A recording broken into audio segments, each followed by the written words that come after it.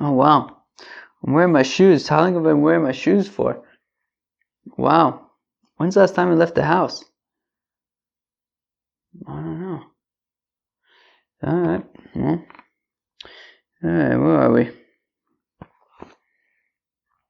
Hey friends, what up? Welcome back to Babylon Talmud. Today we're studying Daf Chafei, Daf 25 in Masechta Moed Katan. Friends, who could tell me what Daf Chafei talks about? Dafei Lemaisa is pretty interesting. I don't know if Daf Chafei Lemaisa is pretty interesting. A lot of the Daf we talk about talmidei hahamim and about that when a Talmid Chacham passes away, so then we all sort of mourn the Talmid Chacham, and we discuss when different Amoraim passed away. Pretty interesting stuff. Friends, let's start on Daf Chav Daled Amud Beis. 2 lines from the bottom. In Korin v'lo chotzen vein mavrin el kovav shomeis vein mavrin el mitaz kufa. Friends, let's read that again. In Korin, we don't tear kriya. We don't tear rent. Rent. I think it's rent. Rent, tear. Alright, tear. I'm a Pashut Yid. I'm going to go with tear. So to tear a garment, we don't tear garments for the cholzen to expose the shoulder. I don't know. Does anybody ever, what's exposing a shoulder? I don't know. I guess it's a thing. Or it was a thing, at least, I guess. Vein mavrin elekrovov shel mace. When we do a Suda Savra, what's a Suda Savra? A Suda Savra is that the first meal after the funeral is sort of served by other people, serve the mourners. So these things are limited to the relatives, right? Tearing garments, exposing the shoulder, being fed by other people after the funeral.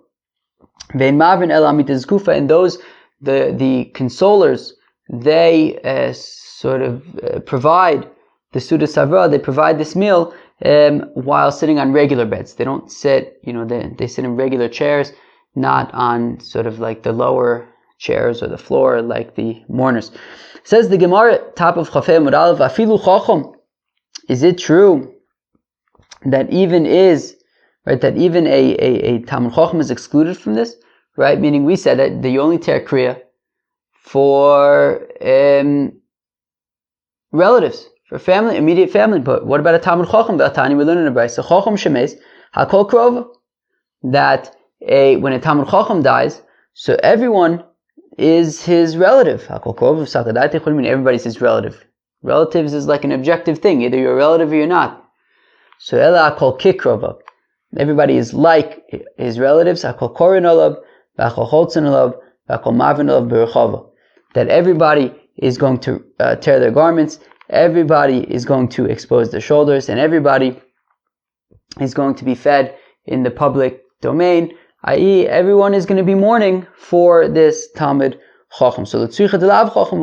So when the Mishnah says that specifically sort of these acts of mourning are limited to immediate family, so yes, limited to immediate family when we're talking about somebody who's not a Talmid Chacham, meaning immediate family plus talmidei chachamim. But anybody else who's not a Talmid Chacham and not immediate family, so then you would not, tear your garment and expose your shoulder. V'yadam kashu chiyuv michayiv in the mikra.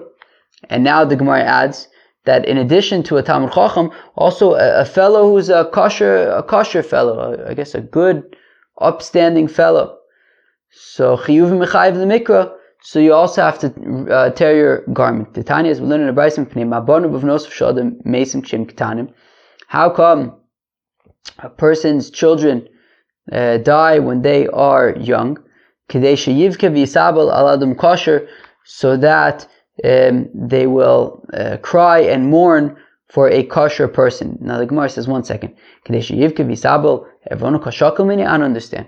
Because you want people to cry and to mourn for an upstanding person, you have to take away somebody's children? No, rather it's because these people did not cry and mourn for an upstanding person, so that is why their children passed away. right? Bishvil kavod she'asa lo. That somebody who cries and somebody who mourns for an upstanding person, an adam kosher, so he gets forgiven for all of his sins out of the honor that he did for this adam kosher. So therefore, if you cry and you mourn for an adam kosher, so you get forgiven for all of your sins. And if you don't cry and you don't mourn, so then you don't get forgiven for all of your sins, and then bad things can happen. So we see that in addition to immediate family, there's also a Talmid Chacham. There's also an Adam Kosher. So let's see Adam Kosher. So the Gemara says, well, okay, obviously we're talking then about somebody who's not immediate family, not a Talmid Chacham, and not an Adam Kosher. You wouldn't, in that case, you would not, tear kriya and expose your shoulder. Now, another situation, that if you're standing by a fellow at the time that his soul leaves his body, so chiyuv michayev, then there also you would be obligated to tear your clothing. The Tanya is within a brayso. Reb Shimon ben Elazar Omer says, Reb Shimon ben Elazar Omer alames b'shas siyas neshama, that a fellow who is standing by a nifter at the time that the soul leaves the body, chayev l'kroa, he is obligated to tear his garments. Lamazed Omer, because what is this person who is passing away? What is he similar to?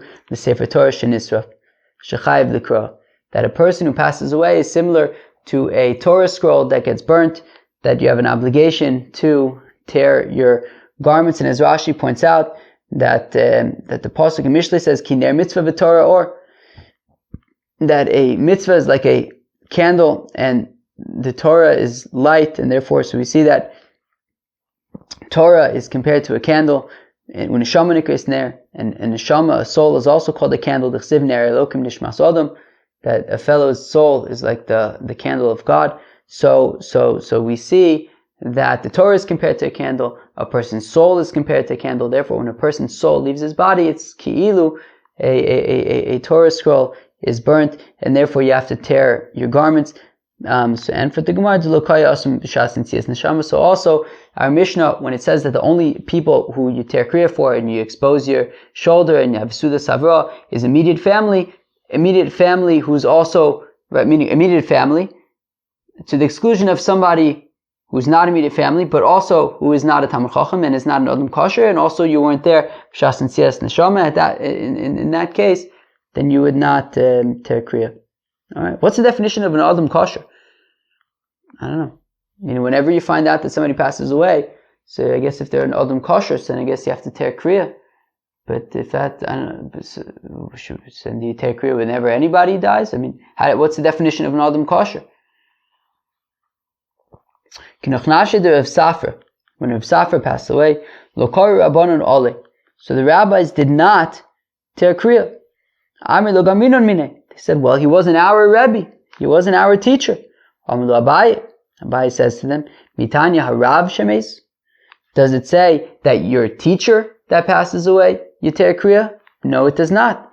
Chacham shemes Tanya. It says a chacham, a Talmid Chacham who passes away, and Rav Safra was certainly a Talmid Chacham. And more so, kol yom shmait stay b'fumim b'vei midrasha. And also, we're discussing his teachings all the time in the Beis HaMedrash. So certainly it makes sense that even if he wasn't, let's say, your teacher per se, but we're mentioning his teachings all the time. So they were convinced, and they said, okay. But they said Sovimai Dahava Hava. But they figured, okay, fine, fair enough, maybe we should have tore kriya. But we didn't. And what was. We're not, okay, well, we missed our opportunity. Abaye says to them, no, you didn't. Tanina, we learned in the Mishnah, Chacham Kozman Shaoskim Behespid Chayav L'Kra, that when it comes to a Chacham, as long as they are still eulogizing him, so then you still tear kriya. Sover the Mikula Altos, they figured, okay, so we should probably tear our garments immediately. Abaye says to them, Tanya, within the Brayso Chacham Kvodo Be'espedo, that when it comes to a Talmid Chacham, his honor is in his eulogy, and therefore, don't just tear kriya immediately. I guess we will eulogize him and then tear kriya. Okay, fine. Kinoch nafshe de Rav Huna. When Rav Huna transitioned to the Olam Emes, when Rav Huna passed away, so they figured that it would be very symbolic if they were to take a Torah scroll and put it on his bed. Rav Chisda said, something that he was not into when he was alive, we're now going to do when he passed away. The Rav Tachlifa says, that I saw Rav Huna that he wanted to sit on a certain bed or a couch. One problem, there was a Sefer Torah on that bed. He took up a jug and he flipped it over on the ground, and put the Sefer Torah on that. And then he sat on the couch. So what do we see? So we see that Rav Huna felt that Rav Huna held that you should not sit on a bed that has a Sefer Torah on it. So therefore, if Rav Huna wouldn't sit when he was alive on a bed that has a Sefer Torah on it, so now that he passed away, we shouldn't be putting a Sefer Torah on his bed that he's lying on. Okay, fine. Now, as Rashi said, right, the symbolism would be that Rav Huna was Mekayim, he practiced, he did what is written in the Sefer Torah. Next problem. Well, I guess first problem. His bed was too wide to fit outside of the door of his house. So they thought, well, if we can't get him out the door, we'll have to lower him down from the roof. So Rav Chisda said to them, but we learned from Rav Huna that a Talmid Chacham, it is his honor to leave by way of the door, and therefore we shouldn't be lowering him down from the roof. So I said, all right, fine. How about this? Let us transfer him from the bed that he's currently on to a different bed that is smaller, and will be able to exit the door. Rav Chisda said, no, that won't work either. We learned from Rav Huna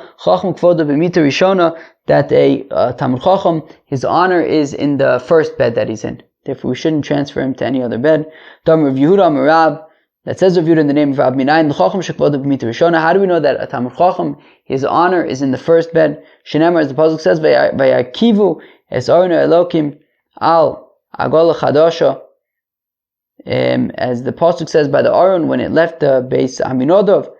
So it says that they put it on the original wagon. So therefore the honor is in the first bed. Parus Bava, of course. So what did they do? So they just broke down the door and took Rav Huna out. Pasach Oli Reb Abba, and then Reb Abba said, "Royehoyer Rabbeinu shetishra olav shchina el shebavel garmale." That, wow, this is incredible. It says Reb Abba about Rav Huna that Rav Huna was fit shetishra olav shchina, that the divine presence should descend upon him. El shebavel garmale. But the fact of the matter is that Rav Huna was in Bavel, and in Bavel it's not shaykh to receive prophecy in Bavel. So that's why Rav Huna didn't receive prophecy, but he was on the level, says Reb Abba. Mosiv Rav Nachman Rav Chisda. So now Rav Nachman Rav Chisda asked the Kash, V'amilo Rav Chanan Rav Chisda. Some taka say Rav Chanan, the son of Rav Chisda. That the pasuk says at the beginning of Yechezkel, it says that the word of God was to Ezekiel. Sounds about right. Was to Ezekiel, the son of Buzi, the priest, in the land of Kazdim, in Bavel. So 1 second. So Rav Nachman Rav Chisda, some say Rav Chanan Rav Chisda is asking a kasha. Says the pasuk says in Ezekiel that the word of God came to Ezekiel in Bavel. So we see that it is possible to receive prophecy in Bavel. Tafach le'avua b'sandale. So Rav Chisda sort of indicated to his son, Omerle lavamina loch lo situr alma. Didn't I tell you not to be a nudnik? My hayo shahaya kvar. What does it mean, hayo? It means that he had already received nevuah, right? There's two ways to understand it, but the point is that it certainly wasn't a normal occurrence to receive prophecy in Bavel. Either it means that he received, right, in the past, he received already nevuah in Eretz Yisrael, right, before he came to Bavel, or that it means that this was a one-time occurrence. What was, yeah, sure, one time the Eibishter spoke to Ezekiel in Bavel, but that's a one-time occurrence, it already was, and therefore, yes, the reason why Rav Huna was unable to actually, in practice, receive prophecy was because he was in Babylonia. Ki asku lahasam. It's interesting. So I guess Rav Huna is buried in Eretz Yisrael. Where is he buried? Anybody know where he's buried? I wonder. Probably in the north, I'd imagine, somewhere. What do you think, in Tveria? I don't know. Ki asku lahasam, when they brought Rav Huna to Eretz Yisrael to be buried, Amru le Reb Amin le Reb Asi. So they said to Reb Amin and Reb Asi, Rav Huna Asi. They said, okay, Rav Huna has come, Amrei. And Reb Ami and Reb Asi said, Ki avinon hosam, when we were in Bavel, lo avalon daluye reishin mine. When we were in Bavel, we couldn't lift up our heads because of Rav Huna, meaning Rav Huna was sort of heads and shoulders, like way ahead of everybody else. He was in a league of his own. We couldn't even lift up our heads compared to Rav Huna. Hashta asinan hacha, also basrin. And now we've gone to Bavel. Sort of to create our own space over here to Eretz Yisrael. Now we've left Bavel, we've come to Eretz Yisrael. Right? Now we kind of have a little bit more space. We're not in the shadow of Rav Huna. He's come after us to Eretz Yisrael. So Amru Lehu Aronoba. They said, no. He is not coming as an alive person. His coffin is coming. He passed away. We were going to bury him in Eretz Yisrael. But Reb Ami and Reb Asi nafuk. So Reb Ami and Reb Asi went out to greet the coffin of Rav Huna. Nafuk. Reb Ila, Reb Chanina lo nafuk. Whereas Reb Ila and Reb Chanina did not go out to greet the coffin. Ikadami Reb Ila nafuk, Reb Chanina lo nafuk. Some say no. Taka Reb Ila also went to greet the coffin, but not Reb Chanina. Dinafuk my timer. So whoever went out to greet Rav Huna, how come they did that? Titanis, we learned in the Brisa, that when a coffin is traveling from one place to be buried in another place, omdim olav b'shura. So when he arrives at the other place, so they stand, the mourners stand in a line, and we say the special blessing for mourners and the comforting of the consoling of mourners. So we have a Brisa that says that when a coffin arrives from one place to another place, so the people in the other place should sort of, should go out and greet the coffin and comfort and things like that. And whoever didn't go out to greet Rav Huna's coffin, how come? The Tana is within the Brisa, that a coffin that's traveling from one place to another place to be buried, in Omdin Olav B'Shur, we do not stand in a line to comfort. We do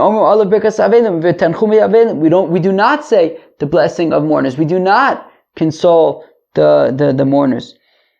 So we say, one second, we have two brises that seem to be that are contradicting each other. One saying you don't go out, one says you do go out. So Lokasha, it's no problem. So it depends. Depends if the vertebrae are still intact. If the vertebrae are still intact, so if the skeleton is still intact, then you go out to greet the coffin. But if the skeleton is no longer intact, then you do not go out to greet the coffin. Rav Huna shildo kayemes hava, and Rav Huna, his skeleton was intact. So that is why the people who went out to greet his coffin did so. And whoever did not go out to greet the coffin, he didn't know that Rav Huna's skeleton was intact. And they said, okay, next. So Rav Huna has arrived in Eretz Yisrael. Where should his final resting place be? Where should we bury him? Rav Huna ribetz Torah b'Yisrael, Rav Chia ribetz Torah b'Yisrael haba. So they said, well, Rav Huna, of course, disseminated Torah among Israel. And who else did? Rav Chia also disseminated Torah among Israel. So therefore, it would make sense. How about this? Why don't we bury Rav Huna in the same crypt as Rav Chia? Very interesting. Very, very interesting. Very, very interesting. Man ma'ayol, they say, okay, next question. Who is going to bring Rav Huna into the crypt to be buried with Reb Chia? Amlu Rav Chaga, Anu ma'aylon alei. So Rav Chaga says, I'll do it. I'll take Rav Huna into the crypt. De ukmise talmidei kavina bar tam nesrei, because my credentials are that I was very learned in studying Gemara already when I was 18. By time nesrei shnin, when I was 18 years old, v'lo chazi likeri, and I guess I've never seen any sperm, seminal emission, and okay, so therefore, if he's saying, look, I'm a good choice. Umashmalei kame, and I served Reb Chia v'yadei b'uvdei, and I know how great Reb Chia was. That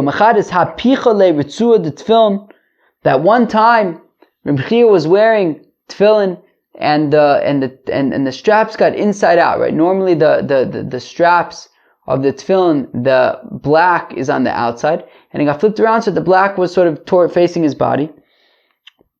Tanisa, and Reb Chia, because this happened, he fasted 40 times.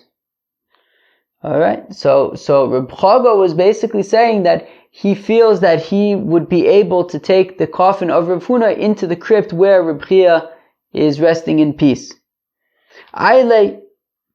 So Reb Chaga brought the coffin of Rav Huna into the crypt with Reb Chia. And in that crypt, so Reb Chia was buried there, and to his right was his son Yehuda, and to his left was his son Chizkiah. Amar le Yehuda leChizkiah, Yehuda says to Chizkiah, Kum miduchtech, get up from your resting place, Tilav orach ared dekoyim, Rav Huna, that it's not right, that Rav Huna should just be kind of standing there waiting, right? So Yehuda says to Chizkiah, don't just sit there, Rav Huna's here, right? Get up.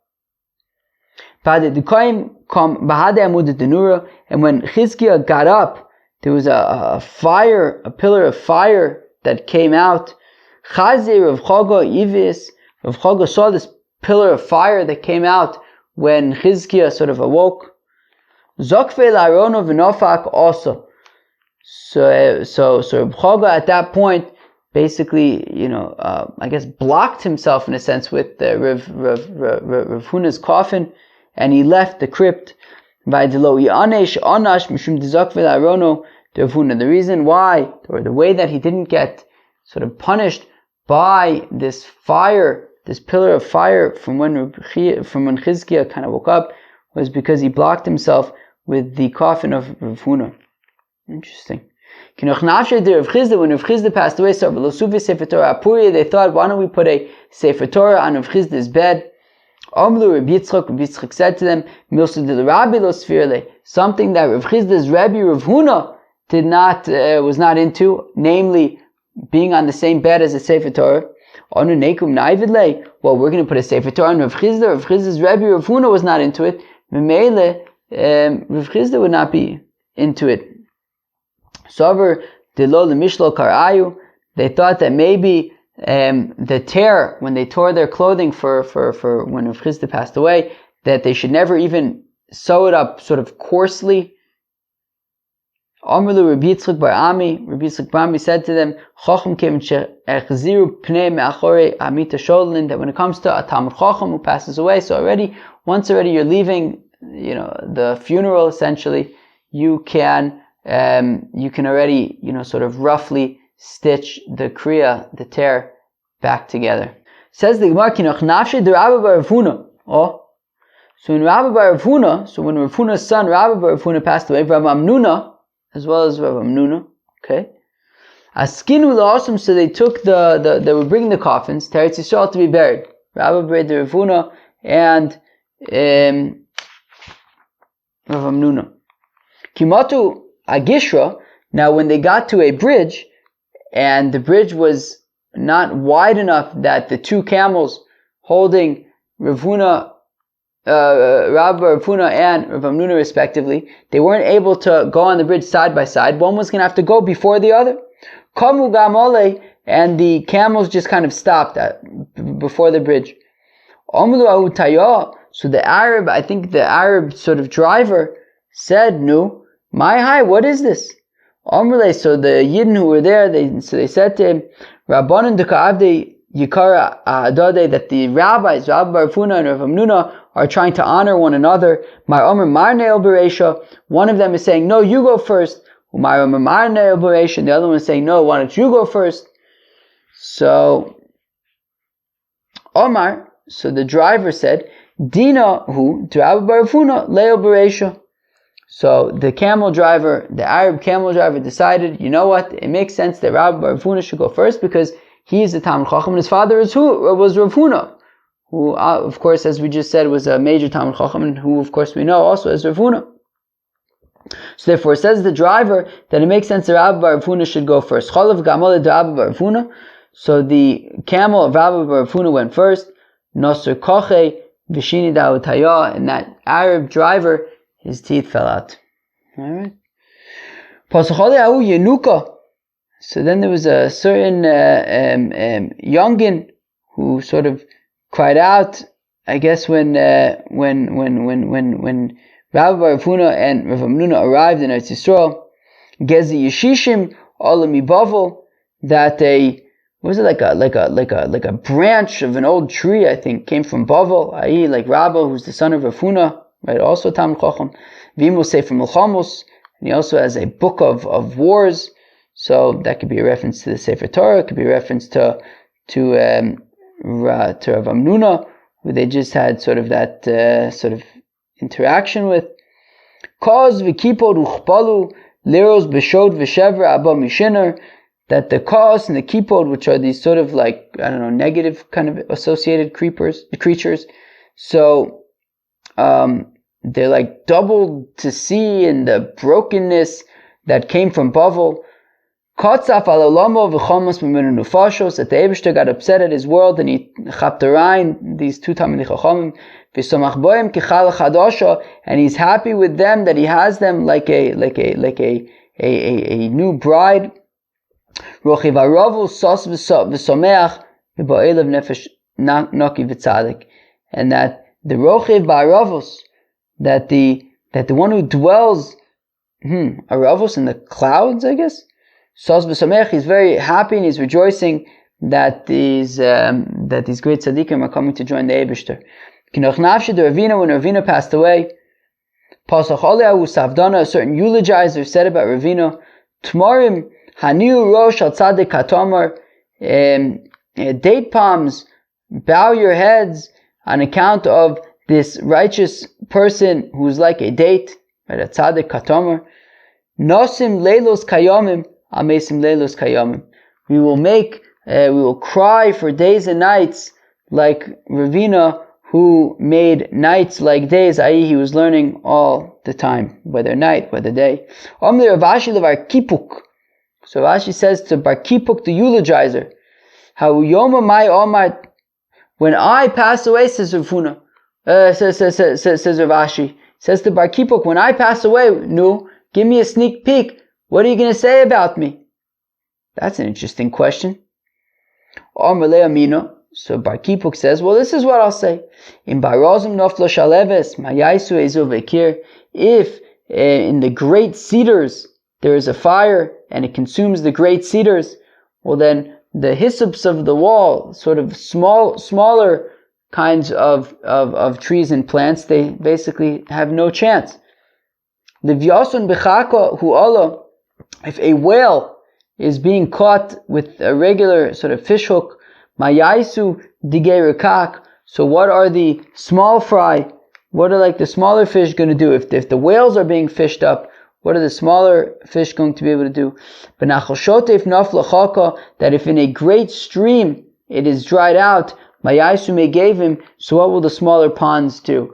I.e., that our law, right? So Bar Kippur says regarding Rav Ashi that he'll say that basically, we've lost somebody who was like incomparably amazing, and that everybody, and that we're all concerned now. What do we do that we've lost somebody so incredibly great? Amalei Bar Oven, so Bar Oven was also a eulogizer. He says to Bar Kippur, Chaz v'shalom d'chakov v'shaleves b'tzadike. God forbid that we should talk about in the context of tzadikim, fish hooks and fires.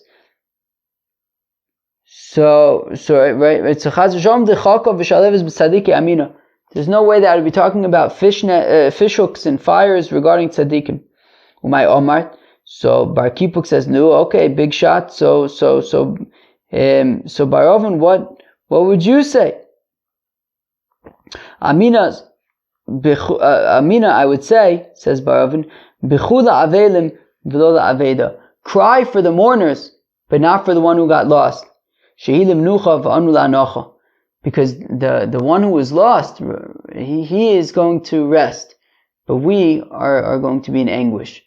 So he says, right,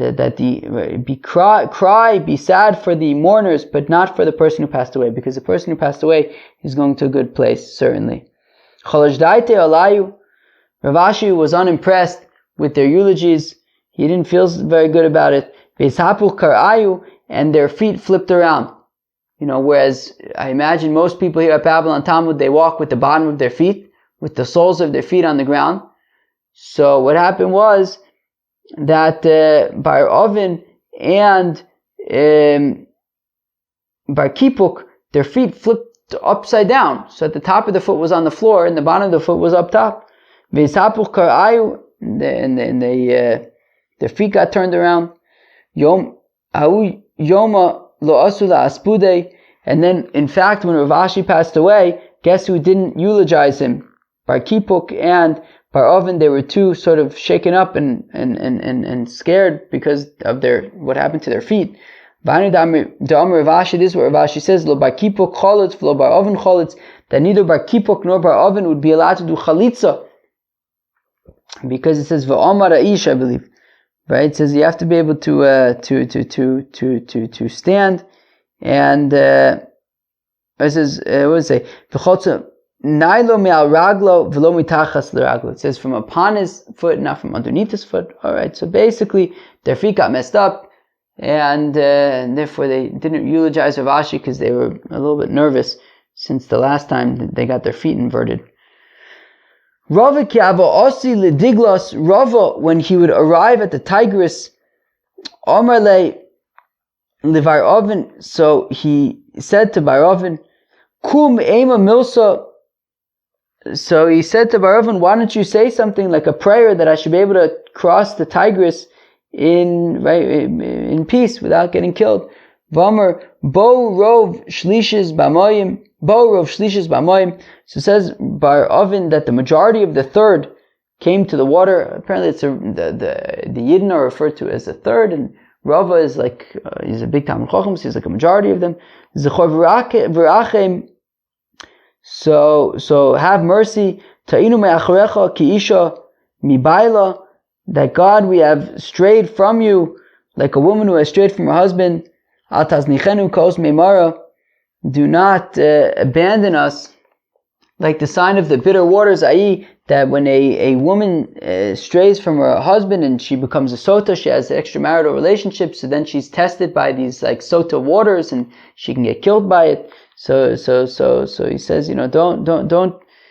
So Bar Oven was sort of pleading with the Eibishter to not have midas adin with us, but rather to save Rava when he's crossing the Tigris. Rav Chanan Chasani de Venisia Ava. Rav Chanan was the son-in-law of the Nasi. Lo kahavu le bnei, and he didn't have any children. Ba'amine barachme, he prayed bahavu le, and he finally had children. How yom da'avale noch nafshe. But on the day that he had a child, he also died that day. Pasuk Alei Usavdana, a eulogizer, said, Simcha l'suganepcha, that happiness turned into mourning, downtroddenness, sason v'yagun nidbaku, that both rejoicing as well as mourning clung together.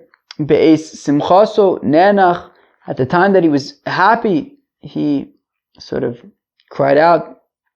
Be'es chaninoso ovad chanino, and at the time that he was able to sort of provide guidance for this new son, this new son lost the person who was going to provide him guidance.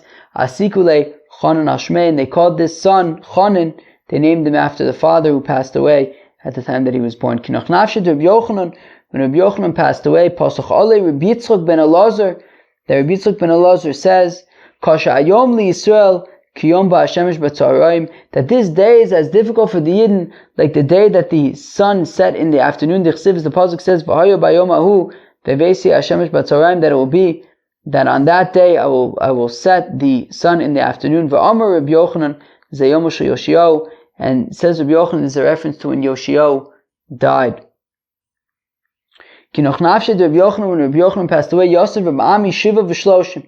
Rabbi Ami, when Rabbi Yochanan passed away, Rabbi Ami treated it as if it was like a relative that passed away. He sat Shiva, Shloshim, Rabbi Abba, Breid Rabbi Bar Abba, Rabbi Ami, Tov L'Gayim Yehuda Abad. Rabbi Ami, he did his own thing, but it's certainly not the halacha that he should sit Shiva and Shloshim. Toch Rabbi Chia, Bar Abba, Rabbi Yochanan, Afilu Rabo, Shelimdo Chochma, that even a person's teacher who taught him wisdom, and Yoshev Olav Eli Yomechad, it's one day of mourning. It's not, there's no Shiva and there's no Shloshim. Kinoch nafshe to Reb Zera, when Reb Zera passed away, who could tell me what they said in Eretz Yisrael? Pasach Ali Ahu Savdana, we saw it in Masechta Megillah. That was the daf that we learned when Nachman Faramin passed away. That they said about Reb Zera, Eretz Shiner Hara V'Alada, that Reb Zera gave birth, that Bavel gave birth to Reb Zera, that Reb Zera was born in Bavel. Eretz Tzvi Gidla Shashuel, but he grew up in Eretz Yisrael. Oinala Amarakas Ki Avdullah Chemdasa, that woe is to you, Tveria, Eretz Yisrael, that you have lost a great person, with Reb Zera passing away. Kinoch nafshe der Babo, when Babo passed away, Achisu Amude de Kesari, the pillars of Caesarea, they cried. Maya, right? So they said like the pillars kilu sweated with water. It was like they cried. Der Biosi Shafam Marzove de Tzipori Dama, when Rabbi Yossi passed away, so the gutters of Tzipori were flowing with blood. Rabbi Yaakov, when Rabbi Yaakov passed away, Ischamiu Kochavi B'Yimama, stars were visible during the day, which of course is not a normal occurrence, but right when he passed away, sort of things changed. Rabbi Asi Iakru Kol Ilonaya, when Rabbi Asi passed away, there was a big tempest, a big storm, and all the trees got uprooted. When Rabbi Chia passed away, there were fiery stones that fell from heaven. When Rabbi Yossi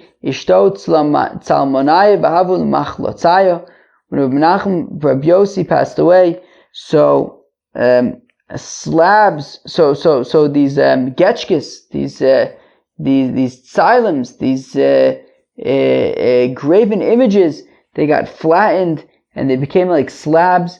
When Reb Tanchum